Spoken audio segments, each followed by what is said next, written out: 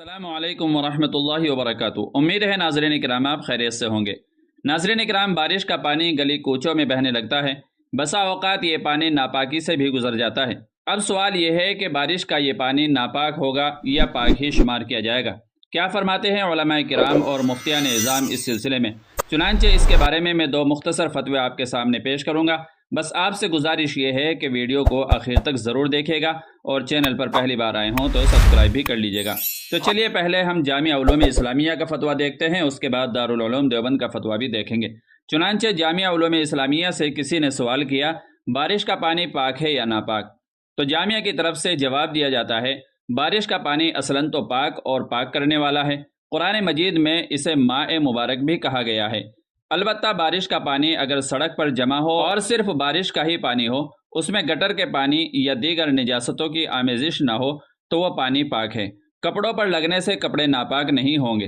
اور اگر بارش کے پانی میں گٹر کے پانی یا دیگر نجاستوں کی آمیزش ہو جائے اور وہ کسی کے کپڑے یا جسم پر لگ جائے تو اس کی دو صورتیں ہیں۔ نمبر 1، اس علاقے میں مسلسل بارش ہوتی ہو اور اس شخص کی اس راستے پر کثرت سے آمد و رفت ہو اور اس سے بچنا بھی مشکل ہو، تو اس کیچڑ میں اگر بعینی ہی نجاست نظر نہ آئے، یعنی نجاست کا اثر واضح نہ ہو، تو اسے ایسے شخص کے حق میں ناپاک نہیں سمجھا جائے گا۔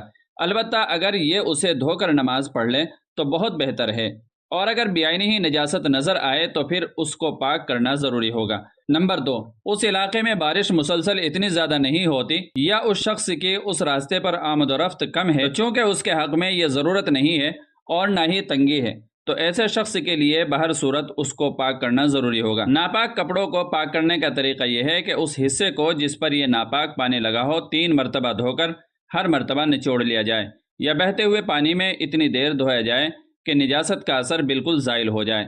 اس سے کپڑے پاک ہو جائیں گے۔ اور جسم پر یہ گندا پانی لگ جائے تو جسم کے اس حصے کو پانی سے دھونا ضروری ہوگا۔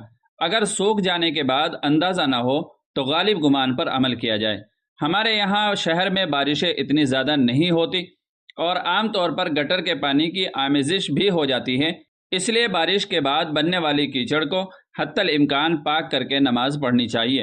واللہ تعالی علم۔ دارالفتاح جامعہ علوم اسلامیہ، علامہ محمد یوسف بن نوری ٹاؤن۔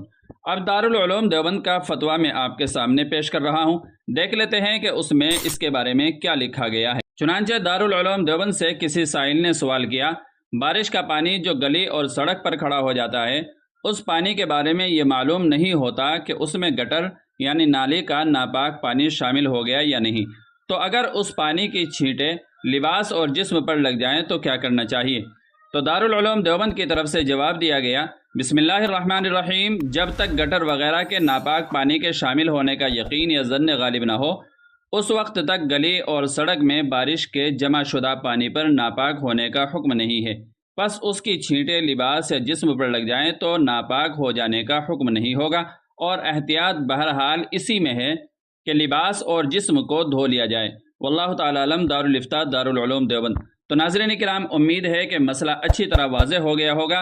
ویڈیو اچھی لگی ہو تو لائک اور شیئر کر دیجیے گا، اور چینل پر پہلی بار آئے ہوں تو سبسکرائب کرنا نہ بھولیے گا۔ چلیے پھر ملتے ہیں اگلی کسی ویڈیو میں۔ السلام علیکم ورحمۃ اللہ وبرکاتہ۔